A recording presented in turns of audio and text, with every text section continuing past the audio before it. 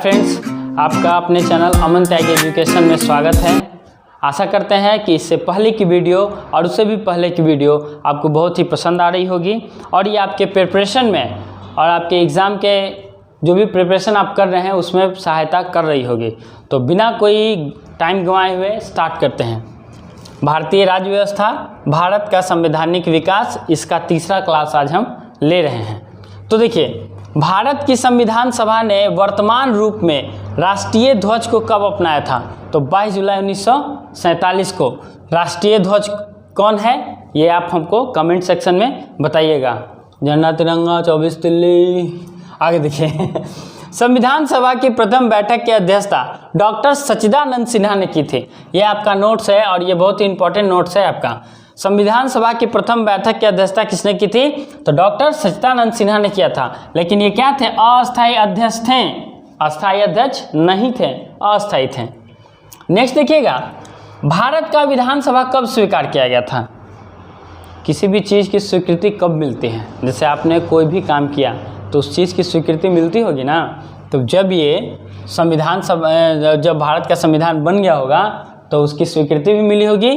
तो इस संविधान की स्वीकृति मिली थी आपको 26 नवंबर 1949 ईस्वी को। नेक्स्ट देखिए, भारतीय संविधान पूर्णतः कब लागू हो गया था? मतलब पूरी तरह से कब लागू हो गया था आपका? 26 जनवरी 1950 को। ये आया है क्वेश्चन एसएससी में, एमटीएस में भी आ जाता है कभी कभी आपका एसएससी सीएचएसएल में, यानी कि जिसको एलडीसी हम लोग बोलते हैं। आगे देखिए, 26 नवंबर 1949 को भारतीय संविधान किसके द्वारा अधिनियमित किया गया था? तो ये संविधान सभा के द्वारा निर्मित किया गया था। यहाँ से दो क्वेश्चन उठ सकते हैं। पहला क्वेश्चन हो सकता है, यही इसको घुमा के भी पूछ सकता है कि संविधान सभा के द्वारा भारतीय संविधान किसके द्वारा संविधान सभा के द्वारा भारतीय संविधान को कब अधिनियमित किया गया? तो अगर कब अधिनियमित किया गया तो 26 नवंबर 1949 ईस्वी को। तो ये क्वेश्चन फिर बदल करके देते रहता है।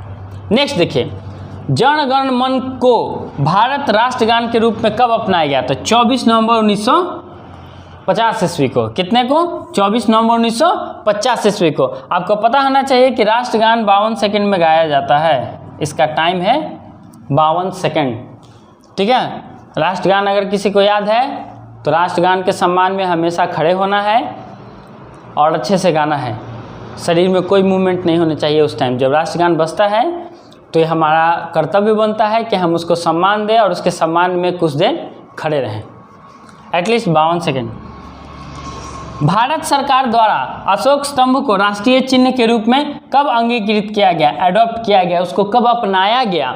तो ये आपका अपनाया गया था 26 जनवरी 1950 ईस्वी को। ये भी उसी टाइम अपनाया गया था 26 जनवरी 1950 को। और ये राष्ट्रगान को मिला था 24 जनवरी 1950 को। और देखिए, ज़्यादातर काम 26 तारीख को हुआ है, 26। कोई जनवरी है तो कोई नवंबर है। आगे देखिए, संविधान सभा की सलाहकार समिति के अध्यक्ष सरदार वल्लभ भाई पटेल थे। देखिए, सरदार वल्लभ भाई पटेल नाम याद है ना, ये गृह मंत्री बने थे बाद में, सरदार वल्लभ भाई पटेल। इन्होंने ही पूरी रियासत को एक किया था। लगभग 600 कुछ रियासत थे और कुछ पाकिस्तान मांग रहा था लेकिन हुआ ऐसा नहीं। और निज़ाम वाला कहानी बहुत पुराना है। अगर वीडियो बनता है तो उसमें बहुत अच्छे से उसमें एक्सप्लेन करेंगे हम। आगे देखिए, नेक्स्ट है आपका, संविधान सभा की झंडा समिति के अध्यक्ष कौन थे? तो डॉक्टर राजेंद्र प्रसाद। ये समिति है और सबके अलग अलग अध्यक्ष हैं। ये इसमें डॉक्टर राजेंद्र प्रसाद हैं। आपके संविधान सलाहकार समिति के अध्यक्ष सरदार वल्लभ भाई पटेल हैं। झंडा समिति के अध्यक्ष डॉक्टर राजेंद्र प्रसाद हैं। और संविधान सभा के कार्यों में संबंधित समिति के अध्यक्ष आपके जीवी मावलंकर थे। देखिए, संविधान सभा के कार्यों से संबंधित, अब संविधान सभा से जितना रिलेटेड काम होगा ना वो कौन देखेंगे? जीवी मावलंकर। यही कहेंगे कि ऐसा होना चाहिए, ऐसा नहीं होना चाहिए। झंडा समिति, झंडा से तो डॉक्टर राजेंद्र प्रसाद। तो ये आपको एक क्लेरिफिकेशन मिल रहा है कि कैसे कैसे तैयार हो गया। यहाँ तो तैयार होकर बन गया, पूर्णतः लागू हो गया। अब इसके बाद से क्या होने वाला है वो अभी हम आपको आगे बताएंगे। ठीक है, तो नेक्स्ट हम यहाँ देखेंगे। चलिए अब आगे देखते हैं। संविधान सभा ने डॉक्टर बी आर अम्बेडकर की अध्यक्षता में प्रारूप समिति का गठन कब किया था? तो ये आपका गठन किया था 29 अगस्त 1947 को। Doctor B.R. अम्बेडकर की अध्यक्षता में किस समिति का गठन हुआ था, ये भी क्वेश्चन आएगा। तो आपका प्रारूप समिति का। आप ये पूछ सकता है कि ओनली फॉर, डॉक्टर हटा देगा, अम्बेडकर जी का नाम बोलेगा। प्रारूप समिति की गठन कब की गई थी? तो 29 अगस्त 1947। नेक्स्ट देखिए, डॉक्टर B.R. अम्बेडकर का संविधान सभा में निर्वाचन किस प्रेसिडेंसी से हुआ था? पहले प्रेसिडेंसी हुआ करता था, एक प्रांत बांटा गया था कि इधर से इतना क्राइटेरिया आपका, इधर से उतना क्राइटेरिया आपका। तो वो प्रेसिडेंसी कौन सा था? तो यहाँ देखिए, एक बम्बई प्रेसिडेंसी था और दूसरा था आपका बंगाल प्रेसिडेंसी। तो ये इनका निर्वाचन पहले बंगाल प्रेसिडेंसी से हुआ था 1946 से 47 तक, और फिर दूसरा प्रेसिडेंसी जब हुआ तो बम्बई प्रेसिडेंसी में आए 1947 से 50। यानी कि डॉक्टर B.R. अम्बेडकर का संविधान सभा में निर्वाचन किस प्रेसिडेंसी से हुआ था? तो बम्बई प्रेसिडेंसी, और उससे भी पहले किससे हुआ था? बंगाल प्रेसिडेंसी। क्लियर है? आगे देखिए, ये आपका पॉइंट है कुछ। भारत संविधान मूलतः 2 भाषाओं हिंदी और अंग्रेजी में लिखा गया था और सभी सदस्यों ने इन दोनों प्रतियों पर अपना हस्ताक्षर किया था। अब जरा ध्यान देने वाली बात यह है, जब ये ऐसा हुआ ना तो यहाँ पर एक विवाद आ गया। जानते हैं क्या? कि संविधान जो भी था, मतलब पढ़ने के लिए, लिखने के लिए 2 ही भाषा था, हिंदी और इंग्लिश। तो हमारे भारत देश में मलयाली भी हैं, क्योंकि एक भाषा तो है नहीं यहाँ पे, हिंदी तो सब जगह नहीं है। जो आसाम में रहते हैं उनके लिए अलग है, आपका जो तमिल में रहते हैं वो अलग है, तमिल है, तेलुगु है, मलयालम है, ओडिसी है, और भी बहुत सारे लैंग्वेजेस हैं यहाँ पे। तो सब जिसको अगर नहीं आता है, पंजाबी भी हो गया उसमें, और आपका डोंगरी भाषा, बहुत सारा होता है।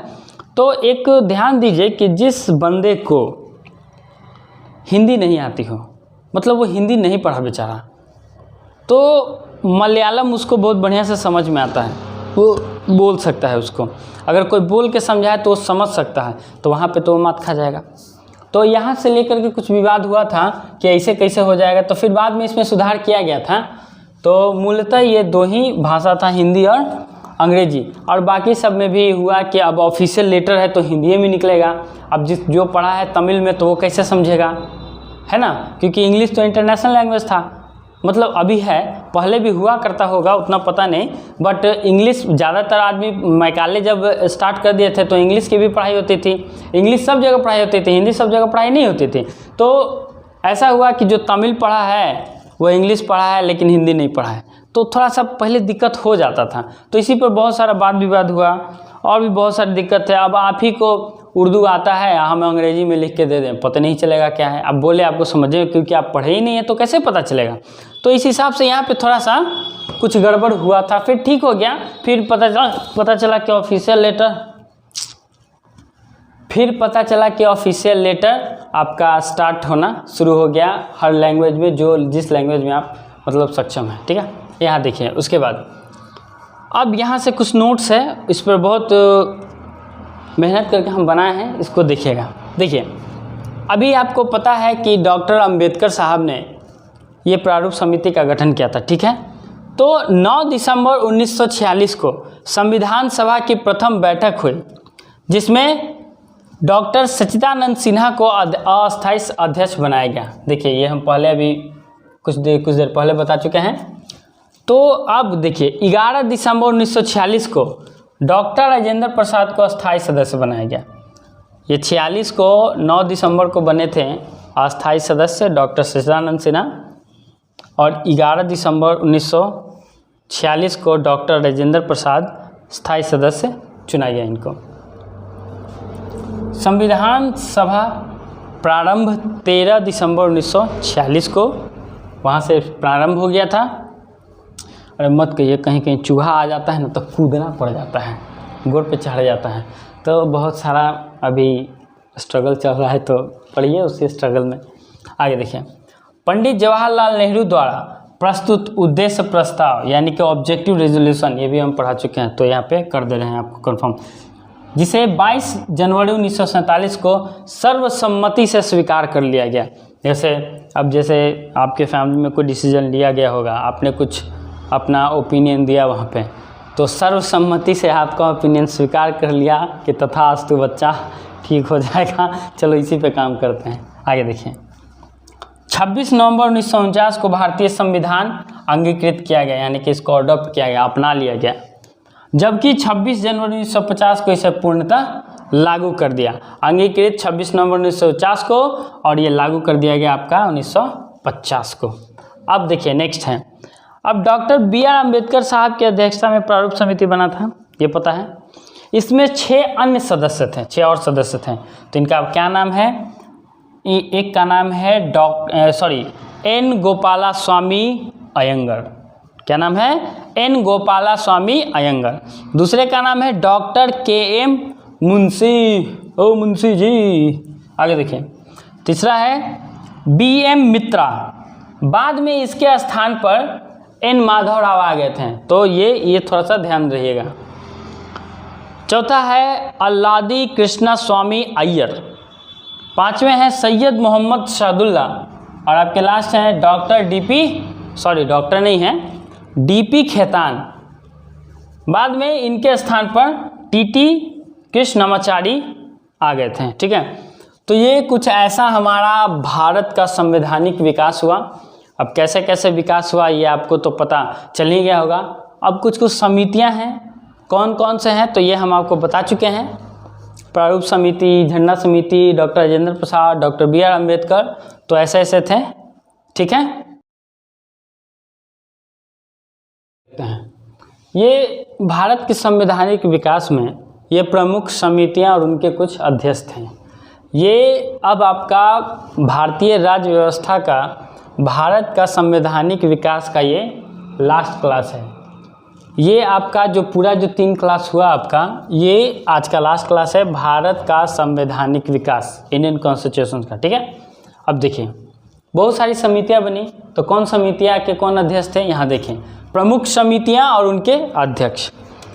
संघ समिति के अध्यक्ष थे आपके डॉक्टर राजेंद्र प्रसाद, नहीं पंडित जवाहरलाल नेहरू।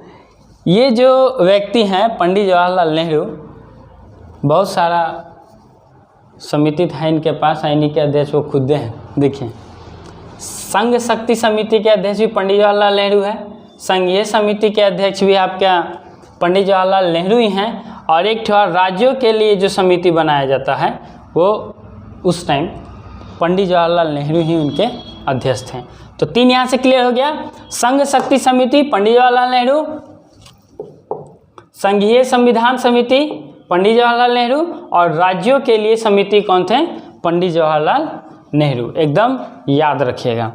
नेक्स्ट देखिए, प्रांतीय संविधान समिति, ये आपके थे सरदार वल्लभ भाई पटेल। ये थे क्या? प्रांतीय संविधान के।